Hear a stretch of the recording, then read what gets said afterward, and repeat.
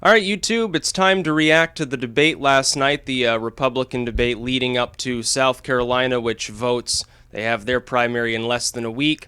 Uh, Summing it all up in one simple statement, the dynamics of the South Carolina race really haven't changed, which is a good news for Trump, he's leading there by about the same amount he was leading in New Hampshire. In fact, I think he has a more actually support there now because Cruz had declined, and after this debate, Cruz was the big loser of the night. I would have expected him to be in the top three because of the evangelical vote, but he got into it with Rubio. He got the worst of the exchange, generally speaking, which is funny because, I caught Rubio several times repeating himself, saying the same thing in slightly different ways. Other people didn't call him out because Christie wasn't there to do so and focus single-mindedly on that. I don't expect Rubio to have a particularly strong performance. I would expect Trump to win South Carolina at this point, given the debate performances as they were. But he got the better of Cruz in that exchange. The thing is, Cruz has been a few points ahead of Rubio, so do they change places or not? We'll wait and see. Kasich actually had a fairly good night. Jeb actually was able to speak a little bit more clearly. But I think people who are looking at this debate are making several mistakes, I believe. First, they're saying, well, Trump was booed by the audience, so he must have been losing. He was also booed by the audience in New Hampshire, but he's already implanted it in the minds of independent voters, which will be turning out in the primary, as well as his own supporters. If he's getting booed, it doesn't really matter because he's pissing off the donors that happen to comprise most of the audience. He is, by the way, correct when he claims this. They've moved to a system whereby instead of giving out a general lottery, and so you have a fairly even composition to the audience, a lot of those people sitting there actually watching it live, watching the debate, right in front of the debate stage, a lot of those people are donors to the RNC. What's the problem? Of course, Trump doesn't want people to donate to the RNC because he's got a freelance campaign. He's self-funded. And he made big about this with the RNC's emails proclaiming that Trump wants you to donate to the RNC. Well, meanwhile, the RNC is funding his opposition. He was very angry about this. So that really, the audience booing actually, in a way, almost helps Trump, because it convinces his supporters, which are numerous, which comprise a larger support base than for any other candidate by far, that he is the underdog, that he is being maligned by the same people that ruined the party. So I don't see that as being an issue. In fact, that might be a positive for Trump. But we'll assume all things considered, the positive and negative cancel one another out, and so that doesn't really have an effect upon the dynamics of South Carolina. Another reason is the person in second, who may fall to third or whatever, which is Cruz, can't rely upon a last-minute surge in South Carolina the way he could in Iowa, where he outperformed. South Carolina is more religious than New Hampshire, certainly, but evangelicals, just because more people are self-proclaimed Christians there doesn't mean evangelism is quite as strong there as it is in Iowa. In Iowa, it forms more than half of the voters. In South Carolina, it's closer to, I think, 40% or a third. That's roughly halfway between New Hampshire and Iowa, so I wouldn't expect that to play in very much, especially since in Iowa, Trump's lead in the polls, which vanished altogether, was only 5 points. It was an underwhelming lead, as opposed to South Carolina, where in the last round of polling, it's 20%. Is Cruz going to get an additional 20 points of support come primary night? I think not. Also, it's a primary, not a caucus. People don't have to show up and very visibly support their candidate like they did in Iowa with the caucus system. That hurt Trump. I would be willing to predict that a lot of Trump supporters, because it was the first state, they didn't want to be that dude if Trump lost. That dude who betrayed glorious evangelical Ted Cruz or sensible centrist Rubio and voted for Trump instead. I think that hurt him in Iowa. I think that in the next caucus states is not going to be as much of an issue because Trump won New Hampshire, is likely to win South Carolina, or at least certainly be in the top three there. Another misconception that people have is that him attacking George Bush was a bad thing. It's not. From the perspective of being the nominee and entering a general election, it makes perfect sense. Because George W. Bush has a 0% popularity among those that are self-identified independents. He's hated universally by the sort of under 35 crowd. Most Republicans look back and at best they proclaim him to have been a mediocre president. There isn't a lot of hard support for George W. Bush, and Trump could have won, by the way. And I was hoping he would say this, and he didn't. He could have won the election up on that debate stage if he had simply said the following: Bush gave us Obama. Which is true. Obama's this single-term senator, from a hard blue state. He's got these slightly wacky ideas. He's young, fairly inexperienced. He's got ties to, of course, Reverend Wright, which was made a campaign issue in 2008. Got ties to the Weather Underground. Obama never would have been elected to the presidency if it hadn't been for how vastly unpopular his predecessor was. If George W. Bush, and it wasn't just Iraq, folks. It wasn't just Iraq. It wasn't just Afghanistan. It was also Katrina. It was the early wave of the VA scandal. It was the failure of the Patriot Act. It was attacks in Europe that U.S. intelligence missed. Even 9/11, which largely people saw this monumental emotional event, and they cried out in bloodlust. They cried out for revenge. Bush, unfortunately, decided that somehow Saddam Hussein was involved. WMDs weren't in Iraq. That is true. Trump proclaiming this, he's right on that. You don't have to be far left or a partisan Democrat to understand that George W. was a bad president. Most of the population comprehends this.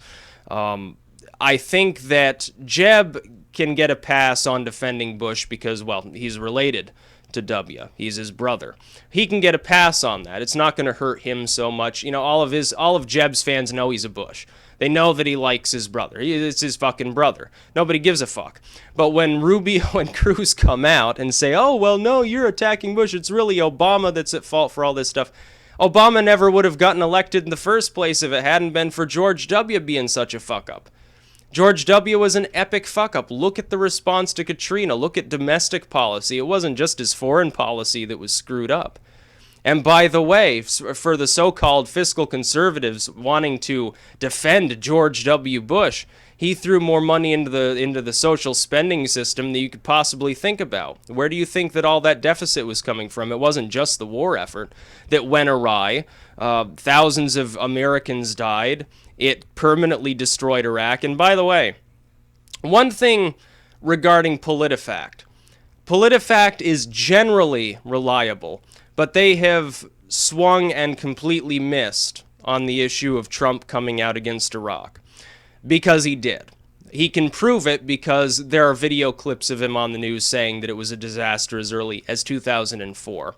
That's very early on in the war effort. This was back in an era, 2004 and kind of into 2005. Most of the people still supported the war effort in the country. You saw MSNBC complaining about it and somewhat on CNN. Fox was on board. All the Republicans were on board. Most of the independents were on board. The Hillarys of the world were on board still, for the most part. Many Democrats were still on board. Hillary voted for the war in Iraq. Most people at the time still felt that it was a winnable proposition. They said, well, we'll be there for, an extra year or two. But ultimately, who are we fighting? We're fighting a bunch of, dudes with just small, they don't even have body armor. They don't have tanks. They don't have anti-air. It's just a ragtag band of evildoers that brought down our glorious, shining, silvery towers in New York City and attacked the Pentagon and tried to blow up the White House. So they were willing to give it a pass at the time. Trump came out and said it was a disaster. Then he went on to proclaim the prophecy of what ended up being, al-Baghdadi, saying, well, the next dude that comes along and holds that area is going to be a million times worse than Saddam ever was. He was right. Saddam used to torture, terrorists for a living, practically. He found it amusing. He probably had them tortured to death right in front of them, like Vlad the Impaler, and drank wine while he watched them get tortured. Nice person? Obviously not. Saddam was a tyrant, dictator. You throw any negative name you can at him, and it will stick. But he wasn't terrorist-friendly. He wasn't Islamofascism-friendly. He kept them out of his territory. I don't know why Trump didn't point that out. Simply, Bush gave us Obama. It would have been as easy as that. It would have taken the wind out of everyone's sails. The fact that he missed saying that, I expected him to. I expected him to be more prepared on that subject that he knew would come up at South Carolina. I was slightly disappointed, but he made up for it.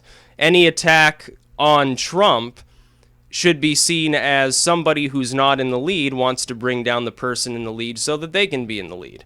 It's not dirty politics. It's a lot of these other candidates see South Carolina as their last chance, really, to be in the top 3 or to win South Carolina and have a chance going forward. If Jeb doesn't come in the top 3, he doesn't have a fucking chance.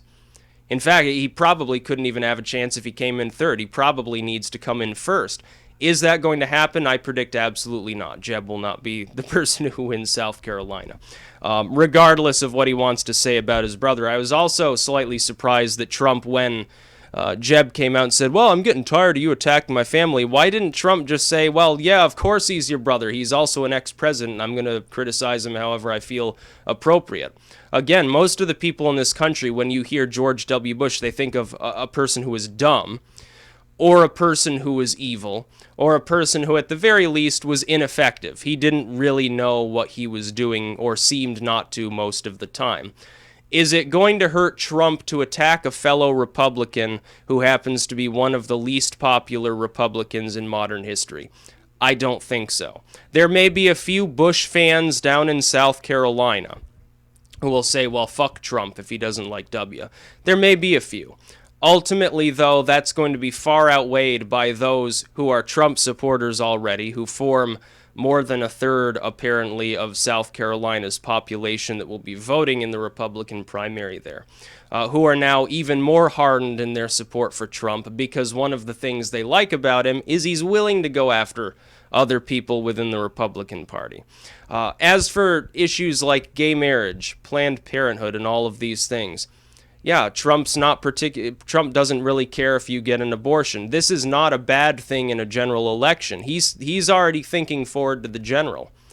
He's already taking it for granted based on his poll numbers that the likelihood in the next few days that anybody is going to jump up 20 points in support and Trump's support magically vanishes despite being so hardened. I think he takes it for granted that that's not going to happen. He's probably going to win South Carolina. That's just going to give him another bump. He'll win Nevada. At that point, many of these others, Carson will drop out, Jeb will drop out, Rubio will probably drop out. Rubio finished 3rd in Iowa. He didn't even place in the top 4 in New Hampshire. If he fails to place in the top 3 here, he's an inside establishment centrist so-called moderate candidate. He can't survive anymore. He doesn't have any other states where he can reliably lead after taking that level of a pounding. The only one that will be left will be Ted Cruz, but the thing is, Ted Cruz has branded himself as an outsider too. There's only room for one outsider in the race. Now, if Jeb and Rubio, both insiders, are gone, and Kasich doesn't really have a national presence, most people still don't know he's in the race, and Carson's gone, what you've got is essentially, you've got the nativistic outsider who's self-funding and can run his opponent into the ground with $1 billion of ads if he wants to, versus an Evangelo Khan, a Santorum light sort of individual, who may not even be eligible for the presidency. I choose to believe he's not. Some people say, well, no, Ted Cruz, he's naturalized. He's natural born enough, I guess. These are the same people, by the way, many of his fans, that said, well, Obama was born in Kenya, so he's not eligible. Well, Ted Cruz was provably born in Canada, so what the fuck are you talking about? So no, I don't think this fundamentally changes the dynamics of the race. I think Kasich was good enough to probably put himself in the top 3 again. Will he win? No. But 2nd, 3rd, yeah, probably. If I had to guess now, I'd say Trump will probably win the state. My certainty on this would be similar to that of New Hampshire. I don't think that he took enough of a beating to suddenly drop 20 points. Or let's say 10 points. Let's say that Trump would have to drop and another candidate rise at the same rate, like the other candidate is vampirizing him of his support. Okay, Trump would have to drop 10 points, which means he'd have to hemorrhage almost a third of his support, and somebody else would have to suddenly jump up and double their support. I don't see it happening. I don't think so. Especially when independents are likely to pour out in droves to support the candidate who is soft on abortion. who is soft, who doesn't care about gay rights, who was against the war in Iraq. The war in Iraq, Cruz and Rubio and Jeb are living in la-la land if they think that most Republicans support the continued effort in Iraq. Simply blaming Obama for cutting and running no longer itself cuts it. It doesn't cut it because the destabilization that led to the issues currently being had in Syria and Iraq were Bush's fault. He took us in there. He destabilized the nation by removing the only competent leadership that existed there. Obama has made the problem much worse, perhaps, but he himself didn't actually begin the fighting there. It's like Afghanistan. Obama's not the one who said, well, we're going to go into Afghanistan and dick around and grow opium all day. That was George W. Bush. And I like to think that a lot of the veterans in this country that the media is proclaiming, oh, they're going to abandon Trump this time, says the nervous man for sixth time, in the election cycle or something like that. I like to think that many of them know somebody who was injured or got PTSD in Iraq, and they're not supportive of the war effort. They look back at that period as sort of an American dark age, which it was. I was a Republican when Bush was first elected.